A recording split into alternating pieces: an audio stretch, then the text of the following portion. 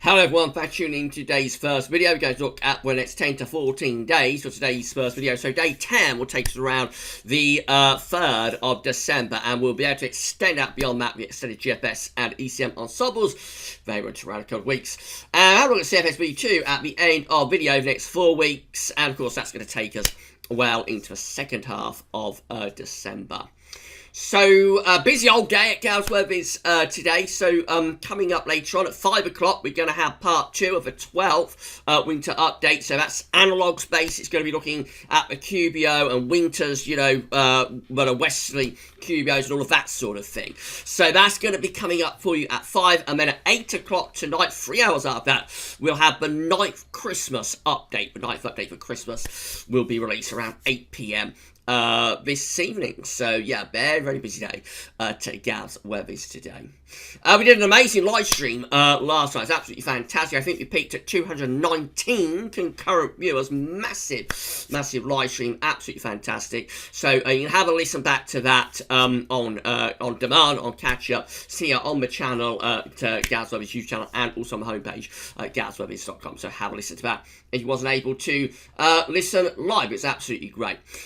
Right, so I would normally show you some pictures, like at the start of Monday's video, but I just haven't got time. I've been so busy this morning. You know, I've been so busy, but I have not got time to get them together for this video. So I will show them tomorrow. They're going to be shown in tomorrow, Tuesday's video. We'll show you some web pics then. I'm going to say thank you so much to our channel, our 49th channel member. We're now up to 50 channel members, can you believe, for GavsWeatherVids, and the 50th channel member will be shouted out tomorrow. But I'm going to say thank you so much to the 49th channel member, which is Ben Roberts. Thank you so much to Ben Roberts for becoming a channel member for GavsWeatherVids. Absolutely incredible that we have reached 50 channel members. Amazing. If you'd like to become a channel member for GavsWeatherVids, click the join button on the YouTube homepage, or with all of the videos, take you through to another page. We can see what benefits you get for becoming a channel member, and also you can sign up on that page as well. So it's incredible. It's absolutely amazing that we've got so many channel members. You know, 50 channel members since we started channel membership for GavsWeatherVids back in April, May time. It's absolutely phenomenal.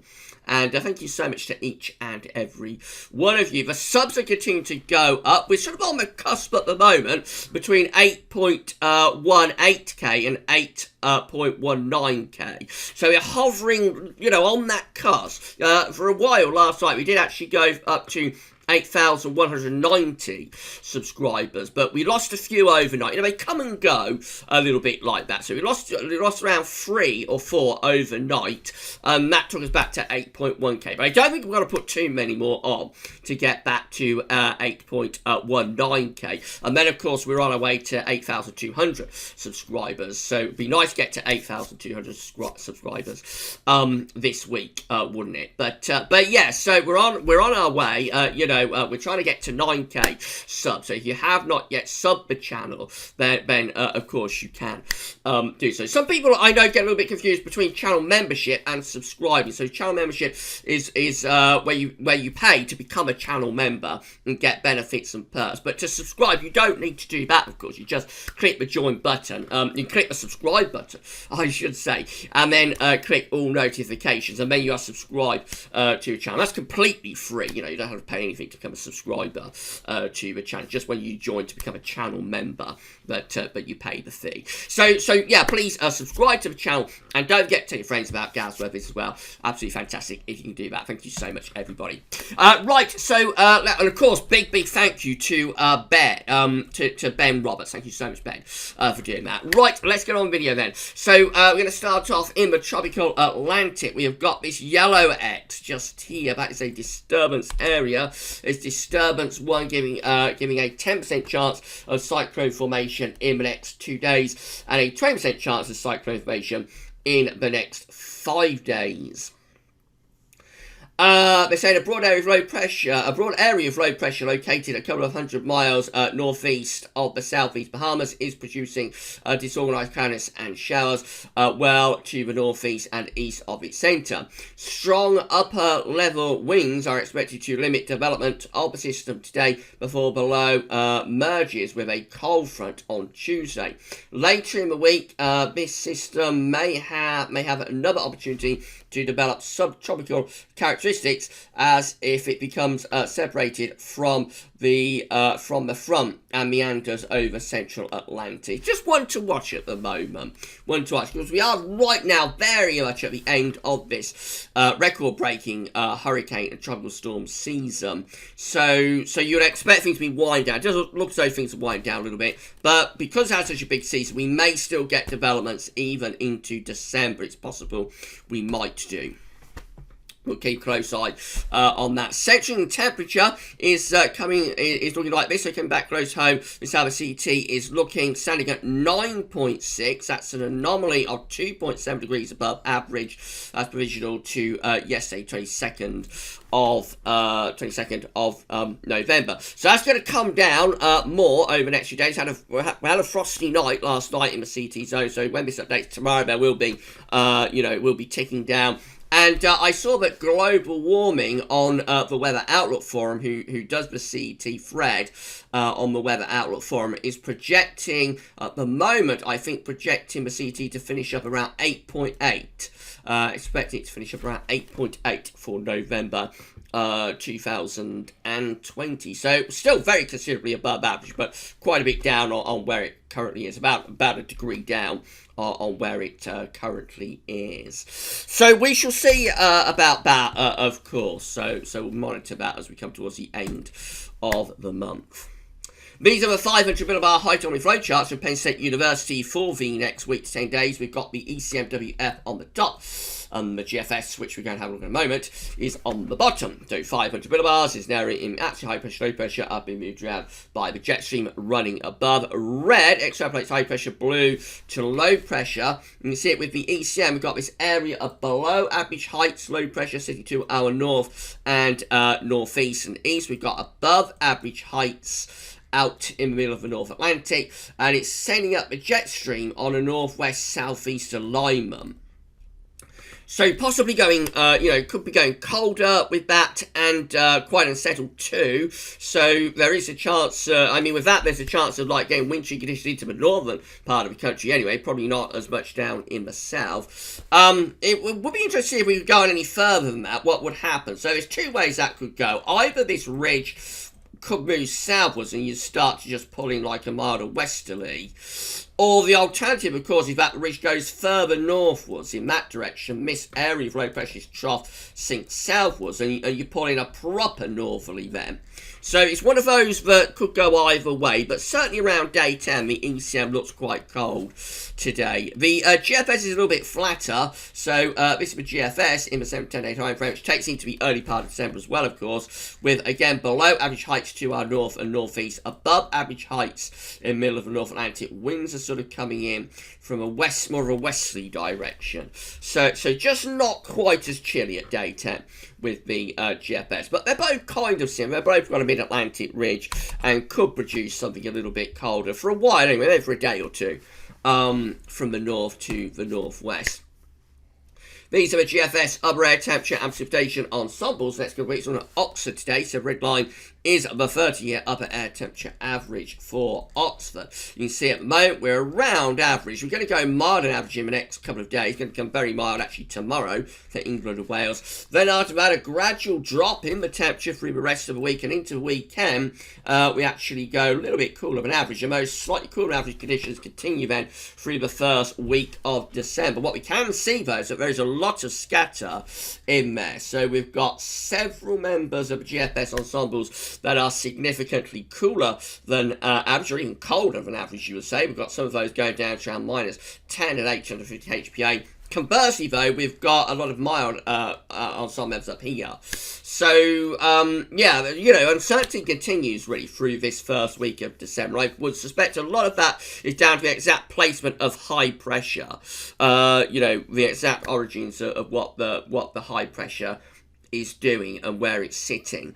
Of course, this time of year, high pressure, even if it has relatively mild upper air temperatures, can still be cold down on the surface. That's the other thing that we do have to consider.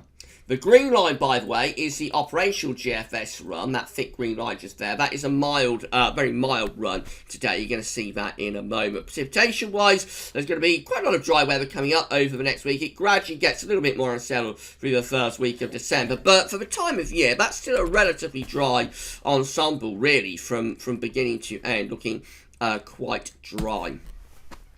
Temperature anomalies on the 23rd of November to the 1st of December are going to be quite close to average, not a particularly big deviation either way. Precipitation anomalies from the 23rd of November to the 1st of December are looking drier than normal.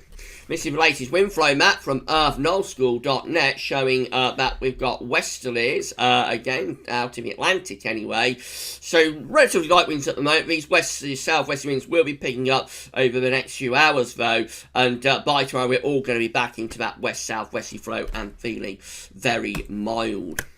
This is how the UK Met is looking for Thursday. So this is the UK Met midnight run with high pressure again just out to our west and bringing in the winds from like a northwesterly direction on Thursday. So it's relatively dry as this high pressure builds in, but could be quite cold. Friday, again, high pressure is ridging through the country. Lots of dry, fine weather with that and probably cold with frost, maybe some fog. And then the high pressure just to our east of UK Met into next weekend. And we start to bring in these sort of easterly winds, east to southeasterly winds coming in next weekend. Now, if we could see the upper air temperatures, which we can't, but if we could, that will probably show relatively mild upper air temperatures, actually, I think. But down on the surface, of course, it could be a lot colder than the upper air temperatures might suggest, as the wind is coming in off the continent. I've got an area of high pressure and it's virtually winter. So I would think like quite cold at the weekend, if that is right, with a fair amount of frost and maybe some dense fog patches coming along as well. GFS 6Z looks like that again. The ridge is building in on Thursday. That should keep us mainly dry for the end of the week, but will be quite cold.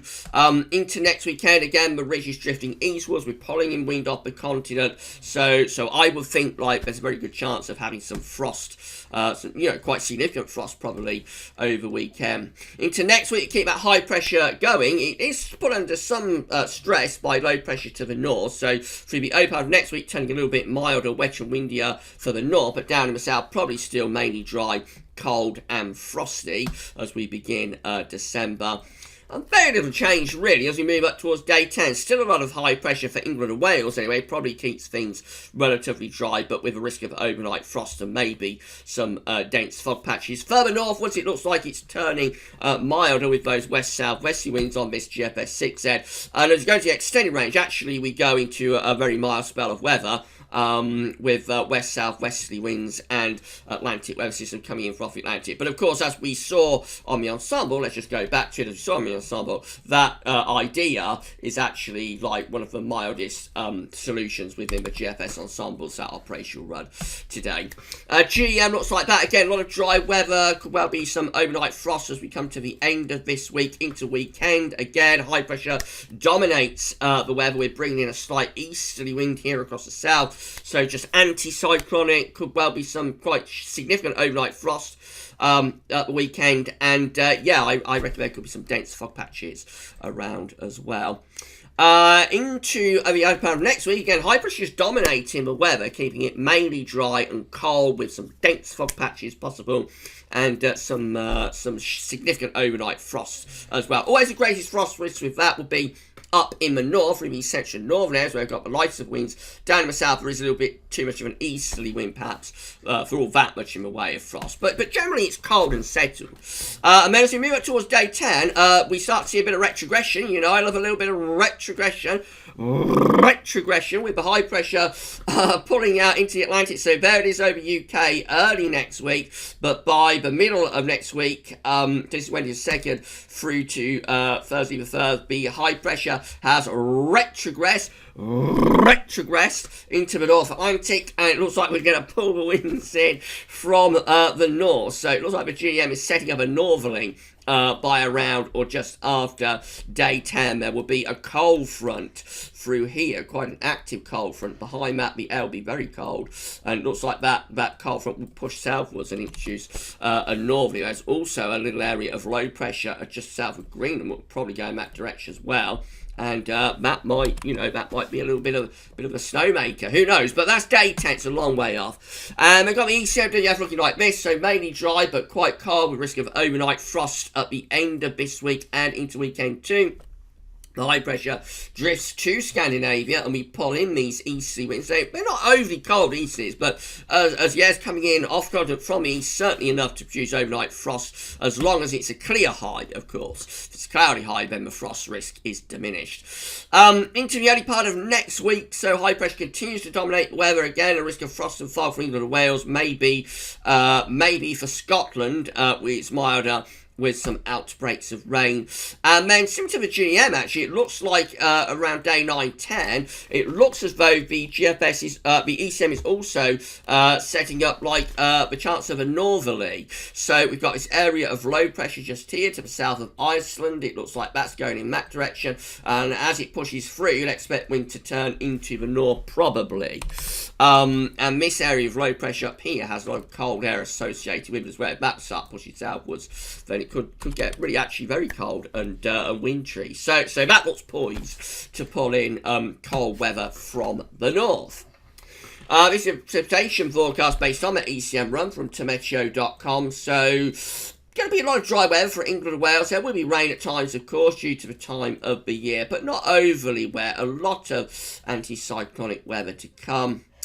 As you move into the second half of the week and into the weekend and early next week, again, the emphasis is very much on drier weather, really, before low pressure or a cold front moves in from the northwest around day 9-10 and introduces back colder air from the north. Notice increasing amounts of green turning up across northern Scotland. That's snow being predicted there. So you can see that as we move through day 9 and 10, it is turning colder, particularly so for more northern areas. These are the options on the table within the ECM ensembles today for day 10. Gets us to the 3rd of December. We have 29 members of the ECM ensembles with high pressure out to our west, low pressure to our north. Winds are sort of going northwesterly. So again, just on the cusp really, is starting to pull in some proper cold air from the north. If that trough low pressure was pulling southwards, then we turn wind properly into the north. And they have 22 members of the ECM ensembles again, with this mid-Atlantic ridge going up to Greenland. There's an area of high pressure towards Scandinavia, and low pressure is to our south. Again, that looks like it could be poised to start turning things colder from the north around or just after day 10. In 2 weeks' time, these are the options that we've got. This will get us to the 8th of December. We have 26 members of the ECM ensembles again, with a mid-Atlantic ridge going up to southern Greenland, low pressure to our south, high pressure is over Scandinavia. Winds are kind of coming in from more of an easterly direction with that. Again, that could be quite cold. That could be quite a coldish scenario with that one. And then 25, we have a trough low pressure right over top of the country, combined with a mid-Atlantic ridge. That's going to be cool and unsettled with a 25 just there. Neither option looking particularly mild, though. CFSV2 lastly, so these are 500 bar heights bring down to week periods. The first week period takes us from 23rd, 29th of November. Coming week will be dominated by high pressure, and so there could be an increasing risk of frost, especially later on in the week and through to weekend. Week 2 is the 30th of November to 6th of December, again with this ridge extending from Europe into the North Atlantic. Low pressure is to our north, so that's going to be mainly anticyclonic, and again there could be some frost with that, particularly so for the south. A seasonable start to December then possible. Week 3 is the 7th to 13th of December. High pressure then pulls into the middle of the Atlantic. Low pressure is to the north. Winds are going northwest southeast. So that could start to bring some colder air in from the northwest. Maybe a little bit of a cold snap from the northwest or the north with that one. And then week 4 is the 14th to the 20th of December, with high pressure main to our south and east, low pressure to our northwest, winds are going westerly, and so that's milder, but possibly going more unsettled in the 4th week. Temperature anomalies for week 1, 23rd to 29th of November, around or possibly hinting at being slightly below average. Week 2, which is the 30th of November, 6th of December, looks mild on average in the north, near normal elsewhere. Week 3 looks a bit colder than average, especially so for more southern parts of the country. This is the 7th to the 13th of December. Looks like it's a little bit on the cold and average side there, doesn't it, really, for most of us. Week 4 goes milder. This is the 14th to 20th of December. Run up to Christmas on this CFS run goes milder than average. Lastly, rainfall. Week 1 rainfall anomalies from the 23rd, 29th of November, looking at drier than average week, significantly so. Week 2 also hints at being drier than average from the 30th of November to the 6th of December. Week 3, very weak signals, but possibly hints at being a little bit on the drier than average side then as well. And then week 4 actually looks wetter than average, above average rainfall, particularly so for northern areas, as it's turning milder and wetter too. Okay, so if you enjoyed this video, please can you give us a like on the video. Let us know in the comments what you think about all of this. And make sure to subscribe to the channel to see future weather content. Make sure you tell your friends about GavsWeatherVids as well. If everyone who subscribes brings a friend, we will get to 9k subs so much quicker. We are grinding to 9k, and we're going to get there as quick as we possibly can. And when we get to 9k, then of course the target very quickly becomes 10k subscribers. Will we get to 10k subscribers before the end of this winter? I'm setting no targets, but it would be nice. Would be nice if we could sometime around the end of winter, but we shall see. And time will tell. Right, so that's that one done. So remember, I'm going to show you weather pictures in tomorrow's video, in Tuesday's video. We'll have a little bit more time, hopefully. But coming up at 5 o'clock, we're going to have the part 2 of the 12th winter update. So that's analogues for the QBO. That's coming up at 5. And then at 8 o'clock, or around 8ish anyway, we're going to have our latest Christmas update. I think that's the 9th Christmas update. So yeah, I'll see you later on for the rest of the content. But for this one, that's all for now, and thanks for watching.